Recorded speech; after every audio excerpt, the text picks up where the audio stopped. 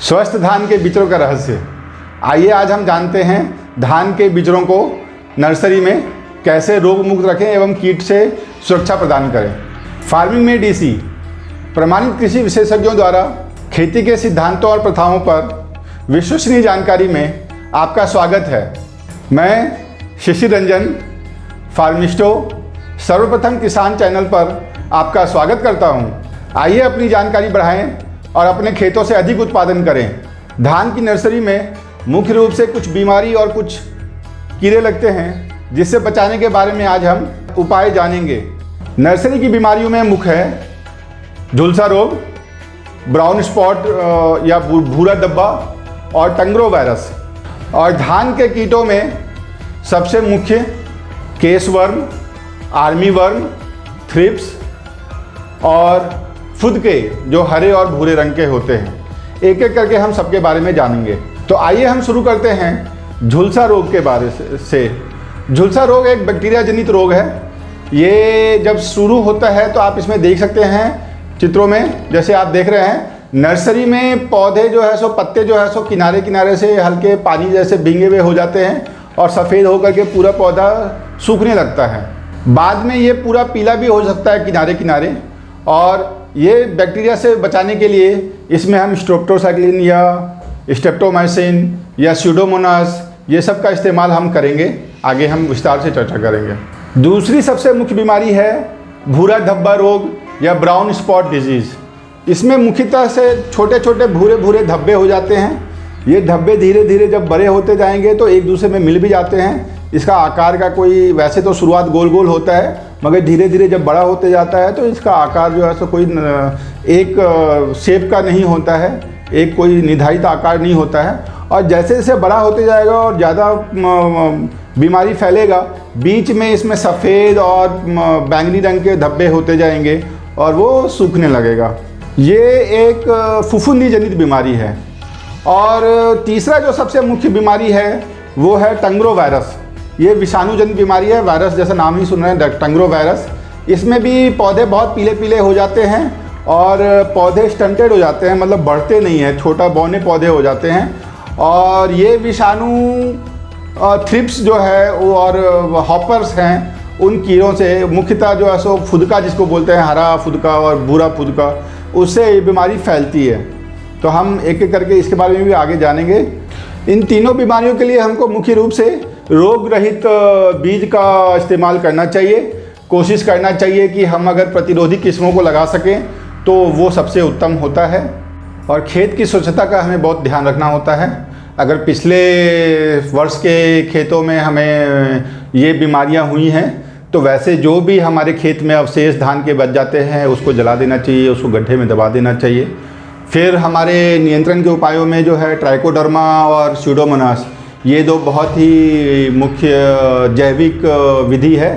Trichoderma और Pseudomonas, trichoderma विरिडे fungus है और स्यूडोमोनास बैक्टीरिया है। और ये दोनों मिला करके जब हम खेत में डालते हैं, इसको डालने के लिए थोड़ा नीम के खल्ली में या गोबर के खाद में मिला करके हम डालेंगे तो हमारे खेतों में ये बीमारियां से बचाव करेगा।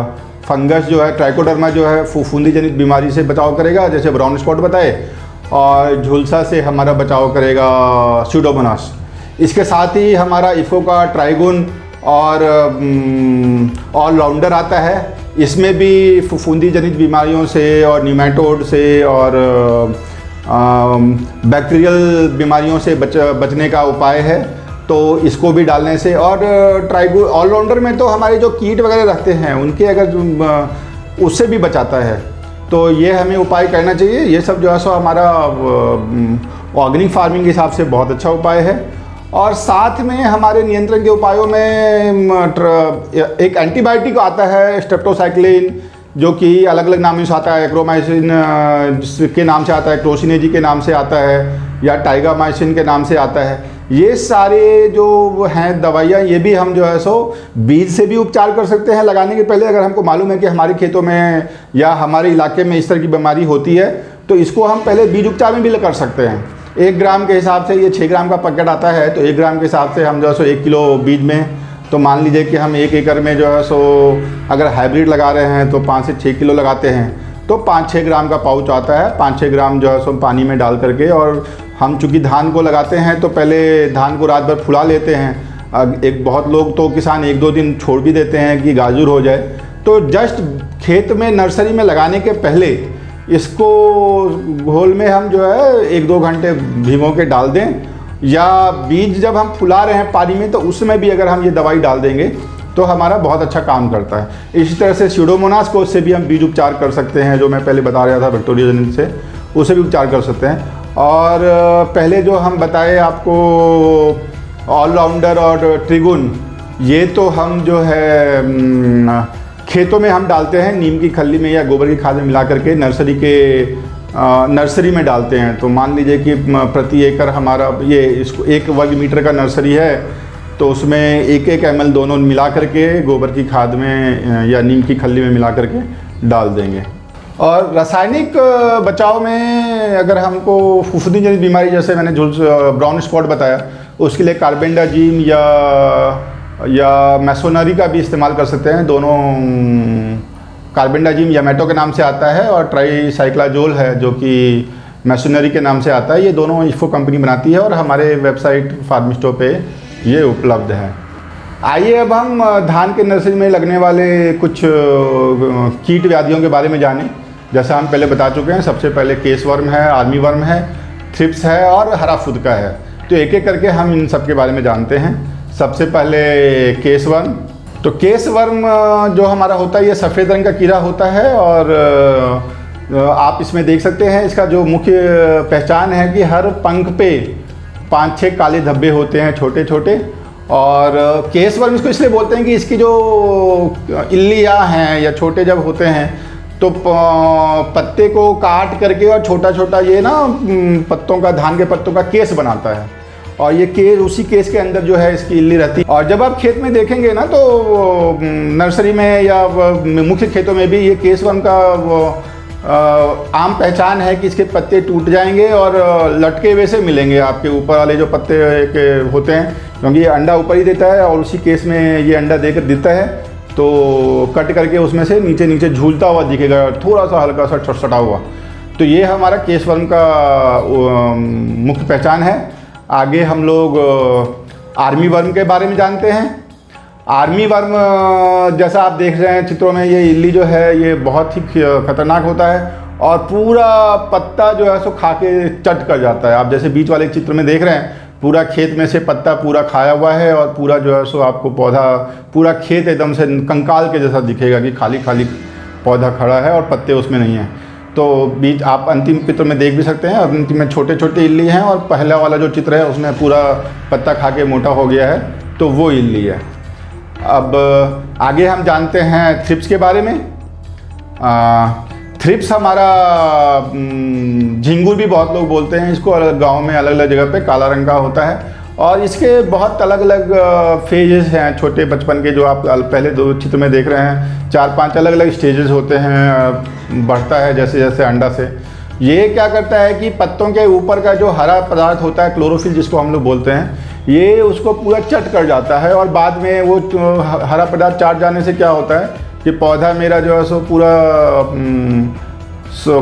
सादा एकदम चिकना अबरक के जैसा दिखने लगता है। तो ये इसका मुख्य पहचान है। और अगला जो सबसे मुख्य बीमारी है, ये कीड़ा है, वो है फुदका। ये हरा रंग का भी होता है, हरा फुदका, या कुछ लोग तेला भी बोलते हैं, और ये भूरे रंग का भी होता है। आप जैसे अंतिम चित्र में पहले चित्र में देख रहे हैं हरा फुदका का फोटो, और अंतिम चित्र में आपके वो बहुत सारे फुदके के छोटे छोटे हैं, भूरा भी हो सकता है, हरा भी हो सकता है। ये क्या करते हैं, खुद तो बहुत ज़्यादा बीमारी नहीं बचाते, और फुदका इसलिए बोलते हैं ये फुदकते हैं। चलने का इनका जो आकार है तो ये चल नहीं सकते, फुदक फुदक के चलते हैं, इसलिए उनका नाम फुदका है। और ये पत्ते को भी पूरा चट करते, मतलब रस चूसते हैं पत्ते से। मगर सबसे जो इनका समस्या है कि ये जो आपको पहले मैंने बताया विषाणु टंगरो वायरस, उसका ये बहुत ज़्यादा फैलाते हैं, ये संक्रमित करते हैं पूरे खेत को। तो ये बड़ा समस्या है। और किसी पौधे में अगर लगा है विषाणु हमारा, तो वहाँ से उस पर ये बैठे हैं और फिर दोबारा जो स्वस्थ पौधे पे बैठेंगे तो वहाँ पे ये विषाणु फैल जाएंगे। तो इन सब का हमें बहुत उपाय करना चाहिए। और इनका उपाय करने के लिए हमें सबसे पहले तो प्रतिरोधी किस्म अगर है हमारा BPH वगैरह के लिए, तो बहुत प्रतिरोधी किस्में आ गई हैं आजकल बाज़ार में, तो उनका इस्तेमाल करना चाहिए। नीम का बीज का तेल हम जो है सो नर्सरी में ज़रूर डालें, इससे क्या होता है इस तरह के कीड़े जो है सो लगते कम हैं। और स्टेम बोरर के लिए या आर्मी वर्म के लिए फेरोमोन ट्रैप भी आ गए हैं। इसका PCI एक कंपनी है जो ल्योर्स बनाती है, कैप्सूल के जैसा होता है, उसको हम चित्र में दिखाए गए फेरोमोन ट्रैप में डाल देते हैं, तो उससे फेरोमोन ल्योर से आकर्षित होकर के सारे कीड़े इस ल्योर ट्रैप में फंस जाते हैं, और बाद में अगर हम नीचे किरासन तेल या कुछ पानी में डाल कर रखे हैं तो उसमें गिर करके ये कीड़े मर जाते हैं। तो ये बहुत अच्छा है उपाय। और अगर रासायनिक उपाय में बात करें तो इसमें बहुत तरह के इफ़को की दवाएं आती हैं या कीटनाशकें आती हैं, जैसे कि कटसू है, ये मुख्य रूप से सारे कीड़ों पे काम कर लेता है। आर्मी वर्म पे भी काम करेगा, थ्रिप्स पे भी काम करेगा, हॉपर पे भी काम करेगा, फुदके पे भी काम करेगा। और फिर दूसरा हमारा सेनपाई भी है, ये भी ब्रॉड स्पेक्ट्रम इंसेक्टिसाइड है, बहुत तरह के कीड़ों पे काम करता है। और दो और जो है नोजावा भी और सिंजन प्लस भी, ये दोनों कीटनाशक भी बहुत अच्छा कारगर हैं इन सारे कीट के उपाय। और अगर हम ये सारा इंतजाम करेंगे तो हमारा बहुत अच्छा नर्सरी होगा, और सारे पड़ोसी देख करके हमसे पूछने आएंगे कि भाई आपने क्या किया कि आपका नर्सरी इतना अच्छा हुआ। और सब बोलते हैं कि नर्सरी अच्छा हुआ तो खेत में मुख्य पौधे भी बहुत अच्छे होंगे ही, क्योंकि स्वस्थ बिचरों को हम अगर लगाते हैं तो पौधा हमारा पहले ही स्वस्थ हो जाता है। इसके बाद हम जब बिचरों को हम लगा रहे हैं खेत में, तो हमको बिचरों को लगाने के पहले भी जड़ का उपचार ज़रूर करना चाहिए, खास करके जो मुख्य खेत में हमारी बीमारी ना हो और कीड़े अगर कुछ अंडे वंडे रह गए हैं तो उससे भी बचाने के लिए।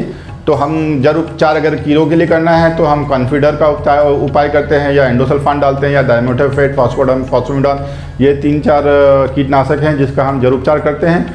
और अगर हम क्या कहते हैं बीमारियों से और बैक्टीरियल जनित बीमारी जो झुलसा रोग है या लीफ शीथ ब्लाइट आता है, ये सब के बारे में हम अगले वीडियो में बात करेंगे जब मुख्य खेत में आते हैं। तो उन सब से भी बचाने के लिए हमें नर्सरी से ट्रांसफ़र करने के समय, ट्रांसप्लांट करने के समय, मतलब रोपाई के पहले हमें जड़ का उपचार करना चाहिए।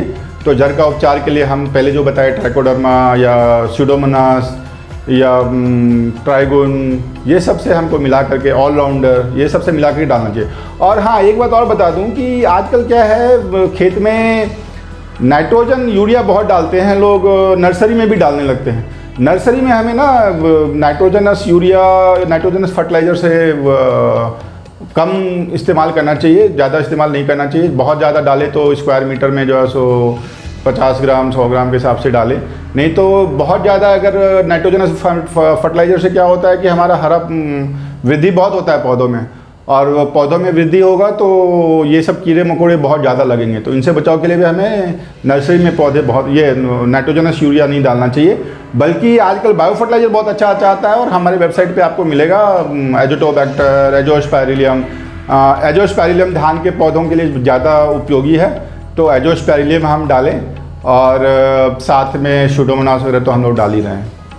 आपकी खेती की सभी ज़रूरतें फार्मिस्टो मोबाइल ऐप पर उपलब्ध हैं। आप ऐसे farmisto.in वेबसाइट भी खोल करके ये सब पा सकते हैं, और प्ले स्टोर से हमारा फार्मिस्टो ऐप डाउनलोड करके आप कभी भी कोई भी सामान घर बैठे अपने घर की सुरक्षा से खरीद सकते हैं। कृपया हमारे चैनल को लाइक करना ना भूलें, और इससे हमें प्रोत्साहन मिलेगा और हम ऐसे और भी वीडियो आपके लिए ला सकेंगे। यदि आपके कोई प्रश्न है तो आप हमें 9833219330 पे कॉल करके कभी भी पूछ सकते हैं, और या कमेंट बॉक्स में नीचे लिखेंगे तो उसका भी हम लोग जवाब, हमारे विशेषज्ञ आपको जवाब देंगे। और उन सभी किसानों के लिए जो दूर गांव में रहते हैं और अपने घर की सुरक्षा से कोई भी सामान जो भी बताए गए हैं वो सामान खरीदना चाहते हैं, तो आप कृपया प्ले स्टोर से फार्मिस्टो मोबाइल ऐप डाउनलोड करें और वहाँ पे अपने ज़रूरत की घर की सुविधा से सारी कृषि इनपुट खरीदें। धन्यवाद।